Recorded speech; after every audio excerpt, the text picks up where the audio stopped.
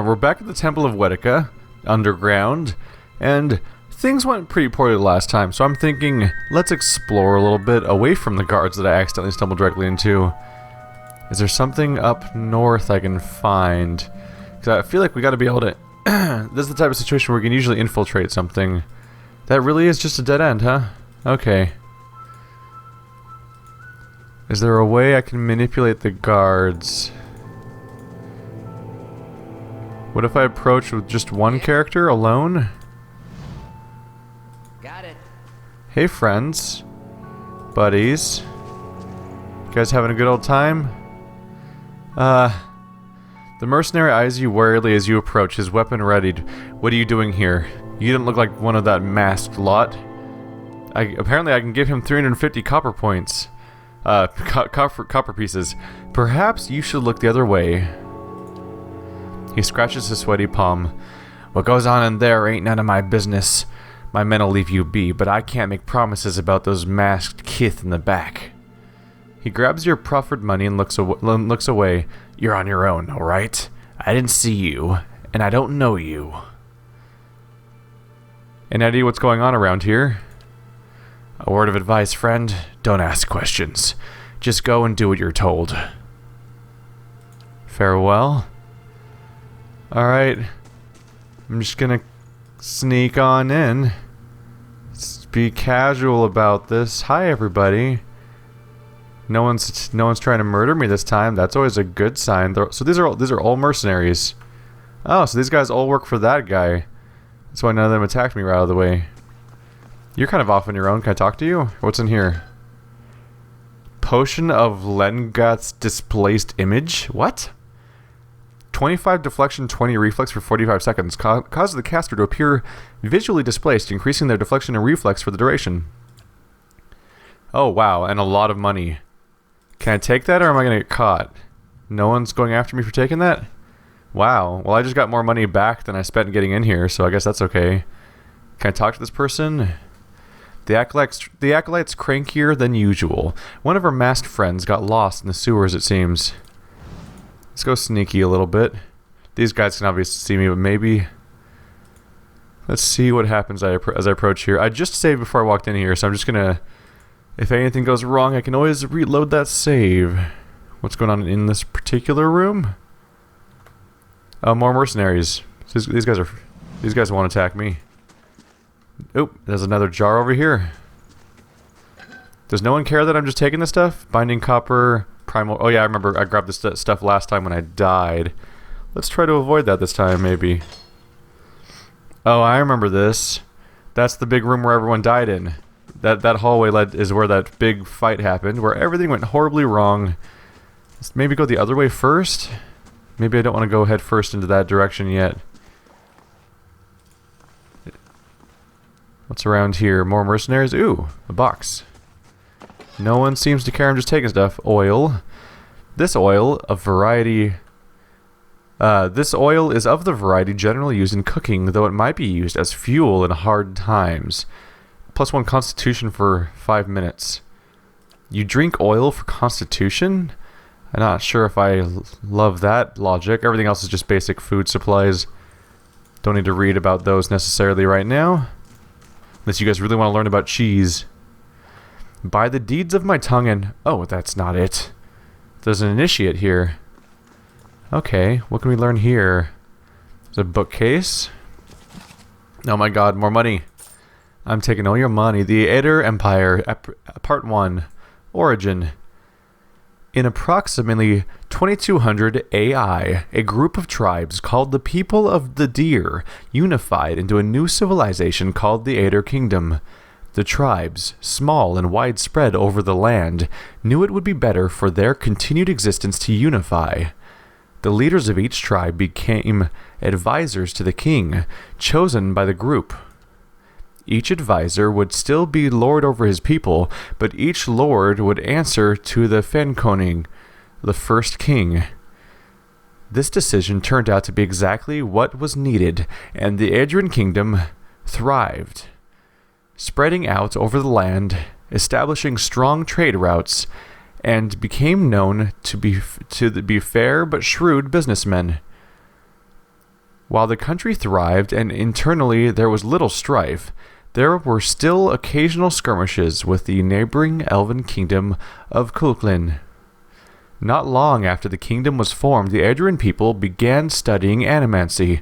Still largely unknown at the time, it was an exciting, terrifying new realm that Adrian scholars saw great potential in. This potential came to bear fruit in 2260 AI, when groups of animancers working together transferred the soul of a recently departed man into another body, creating the first of what would later be known as the undead. The reaction to this discovery was swift and decisive. Both the King of Aether and the Church of Wedica condemned this event, and the study of or practice of animancy was outlawed.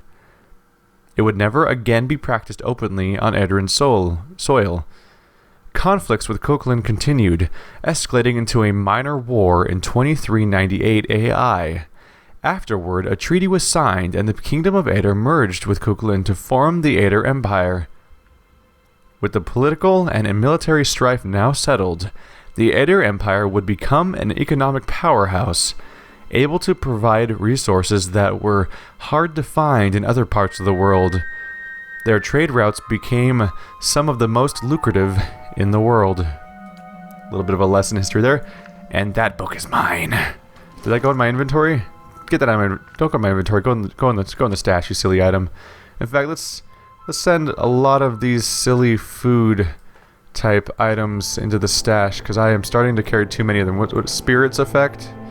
1 constitution for 5 minutes. Concocted by the most daring of brewers, spirits come in many forms and flavors, but they all share the virtue of hurling everyday problems into a sea of liquid fire. If it gives you constitution, and it might be worth... Also, the deflection one's also pretty nice. Maybe give some of these items to... as possible usable items for Mr. Edar. Is this regeneration more endurance for 12 seconds? Yeah. These are a lot of items that could be handy for our tank character to keep them alive. Beer, 1 damage reduction. Yep. These are all items that, of all people, he should be holding, I assume. All these cooking supplies can go right into the stash, though, because they're taking up all my inventory space, and I don't really appreciate that, to be honest. Also, this woman's orders, we don't need those sticking around right now. And Eddar's weird collection of creepy weapons. What does your base weapon do? 16 to 23 slash. Yeah, I thought so. I remember you having a pretty decent starting weapon. Heater shield. I think I gave him a heavy shield, right? 12 deflection versus 16 deflection. Obviously less accuracy too, but he needs the biggest shield we can give him at this point in the game, because he's the only one really able to take a hit. 9 versus 7. Oh yeah, but this gives him second chance. That's why we have him using that. Sort of stash a few of these things away. Padded armor, adorable. That's a spellcasting item. Let's get that out of his inventory. All right, that's enough for now. Managing the inventory of a character. That's not even with me right now. So what else can we learn about the area? The initiate's probably important, but let's take a look at the other stuff really quick. The queen that was and still is. Dear sisters, do you remember your first deliverance? When you strangled your first wrongdoer, did you see the moment when life became death?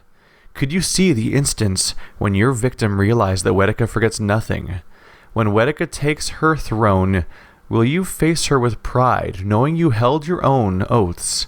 Or will you be amongst the word breakers? Wedica teaches vengeance and memory.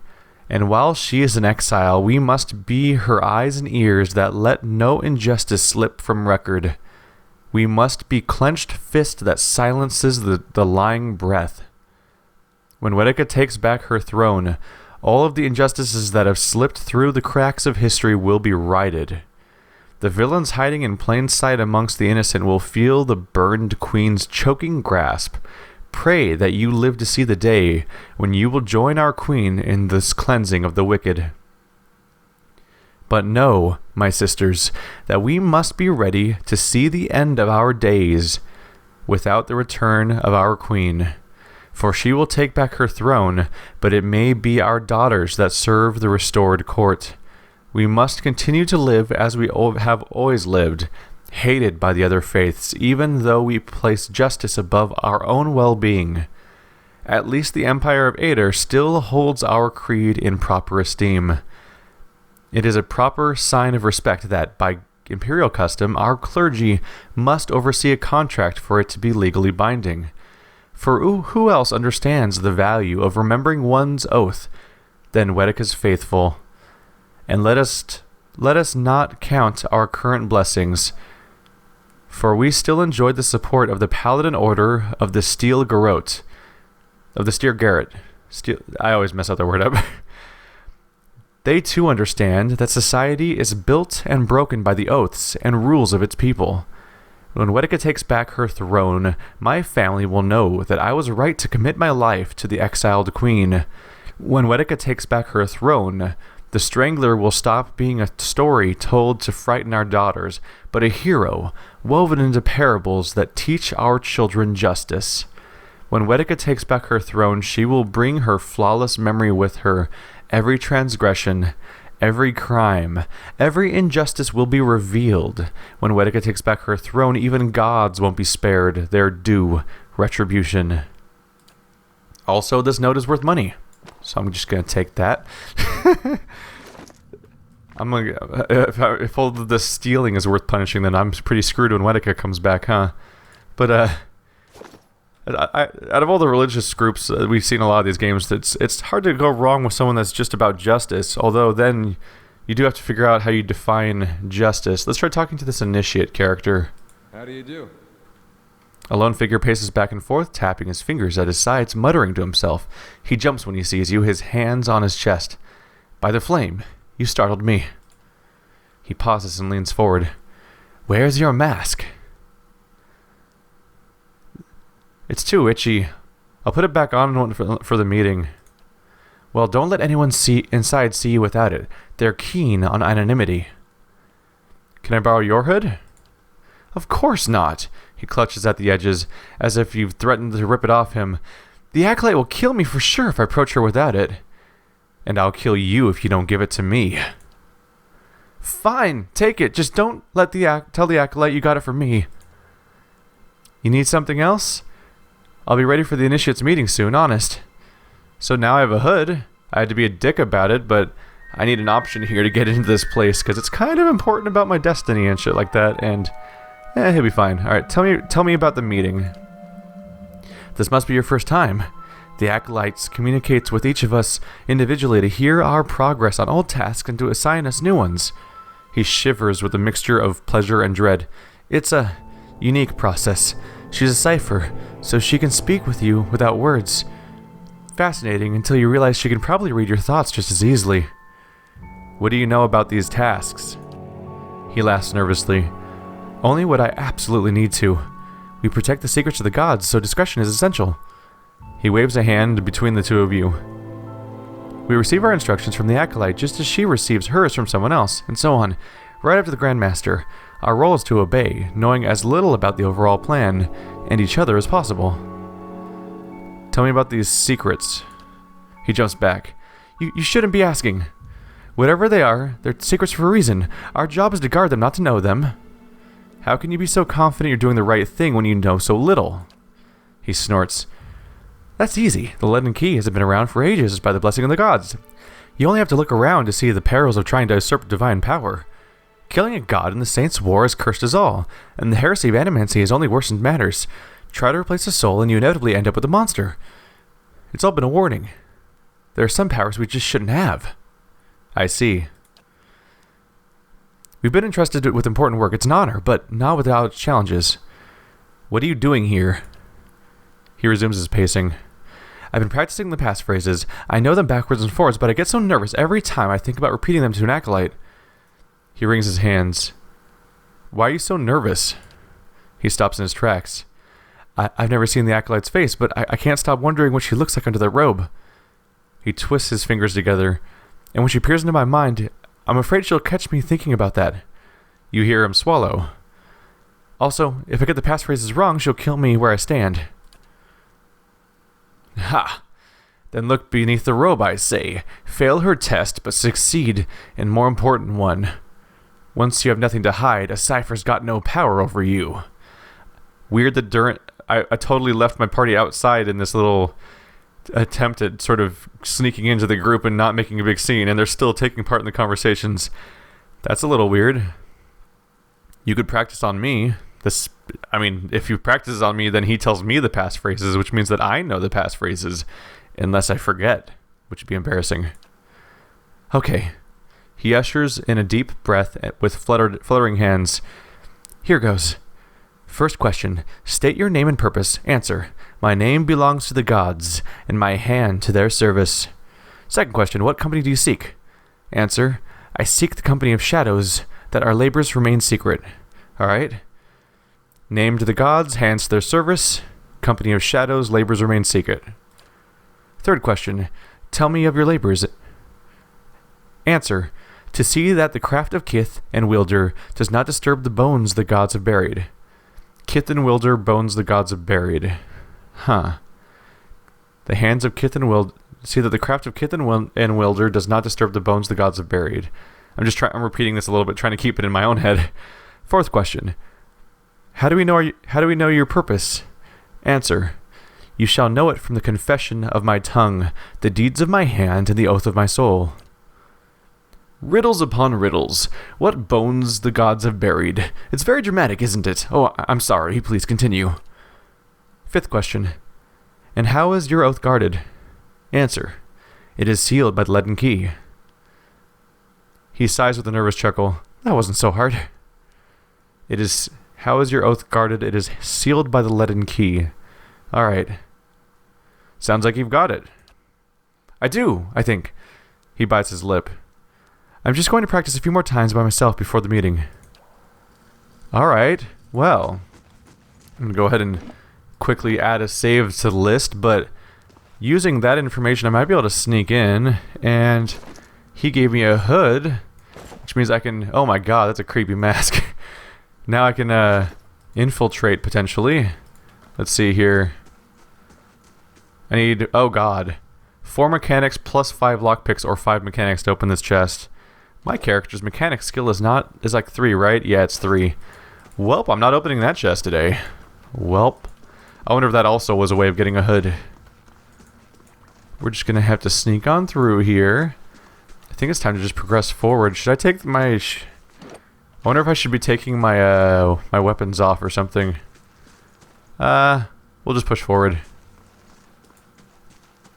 I'm sure nothing can go wrong, and if something goes wrong, I have a save from a few seconds ago. This is definitely going better than my attempt where we got completely slaughtered, and very quickly. You hear murmurs and chants on the other side of the door. A ritual of some sort is already underway. Let's continue into the chamber alone. We only have 1 mask. You open the door and stride into the chamber. I'm sure this will go great. Please don't murder my face off. Shrouded woman. Several shrouded figures are lined up across from a hooded woman. The figure at the end of the line approaches her, and the woman places her outstretched hand on the stranger's forehead. They stand in silent communion as you look on. A few moments later, the stranger steps aside and resumes his place in the circle around the statue. The woman turns towards you. You are late, attendant. Even though her face is concealed, you sense her rage in her dangerously low voice and in the sudden silence of the others in the chamber. I've been waiting on your reports. Quickly now, state your name and purpose. The woman beckons you closer with curling fingers. She rests her open hand on your forehead, and you feel the heat from her palm through the thick material of your hood. Her voice is so low and soft you're not certain whether she's speaking aloud or in your head. State your name and purpose. My name belongs to the gods, and my hand to their service. What company do you seek? I seek the company of shadows, that our labors may remain secret. Tell me of your labors. To see that the craft of Kith and Wilder does not disturb what bones the gods have buried. How do we know your purpose? You shall know it by the confession of my tongue, the deeds of my hand, and the oath of my soul. And how is your oath guarded?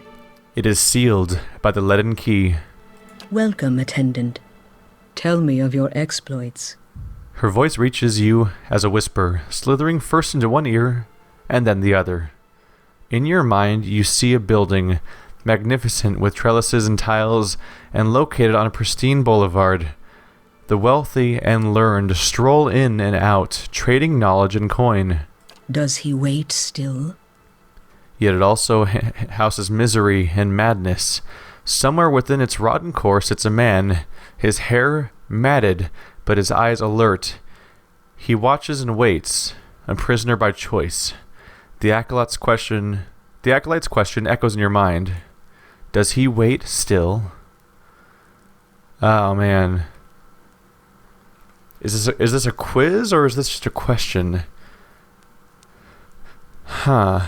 Houses misery and madness. Somewhere within there's a rotten core sits a man. I alert. I'm gonna say yes. Did they arrive? The Acolyte's vision takes you out of Defiance Bay and to a town in the wilderness with a watermill. A signpost on one of the paths reads Deerford. Several figures huddled together, shrouded in cloaks and hoods. An image of ruins suddenly looms in your mind. Two skeletal effigies flank a cleft in the mountainside. Did they arrive? Yes? Your information shall be relayed. Now, for your next task. So they must be assuming I'm someone they sent on a mission, but they mix me up with them, and I'm just giving them what could be accurate or completely inaccurate information. Presumably, I assume my character doesn't know what the answers to these questions are. I think I'm lying about someone else's mission, right?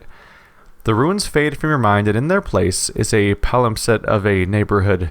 Run-down estates are cobbled around a cemetery and an ancient tower. Savage shapes prowl the streets, and in the tower a man hunches over a strange mechanism. You can't see him clearly, but there's something unnatural about him. Stop him. And above all, don't let him meet her. You see a woman, deathly pale with a scar over her heart. The Acolyte shows you a door at the base of the tower. A seemingly impenetrable slab of stone and copper, but then she shows you the invisible split between the perfectly matched halves, and you understand how the copper veins convert a command into action. The command comes to your mind, a surprising familiarity about it. You know how to open the door. I shall. Her hand rests lightly on your head. Have you any questions, attendant? So we have multiple things. I don't want to ask questions about. We already learned the hard way not to ask questions here, especially since if I ask stuff like "What is this place and who are you?" that's giving away that I don't know who I am. That gives away that I'm an imposter, and everything else is just going to repeat what we've already seen. So farewell. Oh my God, this actually worked. Why is this dog? Oh, right, that's my dog.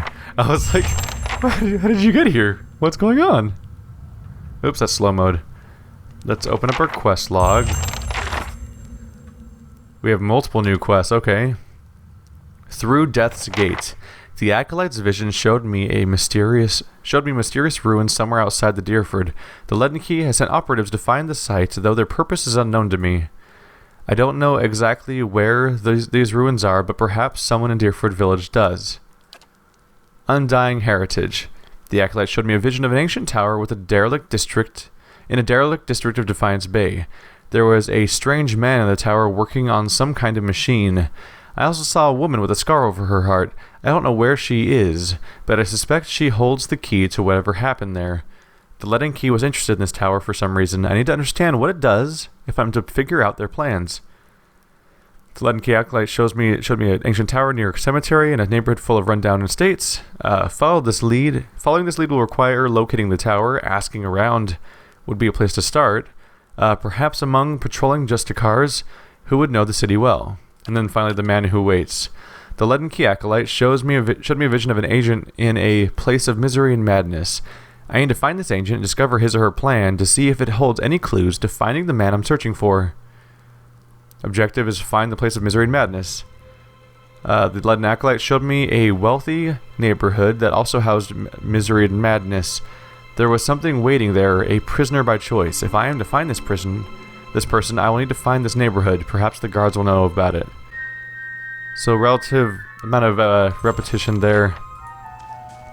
I might want to start doing some actual.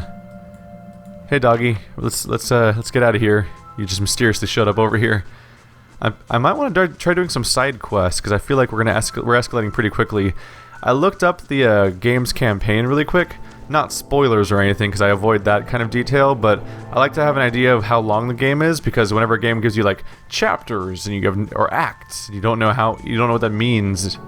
So the game gave me, I think this game's divided into 4 acts, and I'm in Act 2 already, and I haven't done any leveling at all, so I probably want to go like actually do some side quests so I can gain experience or something.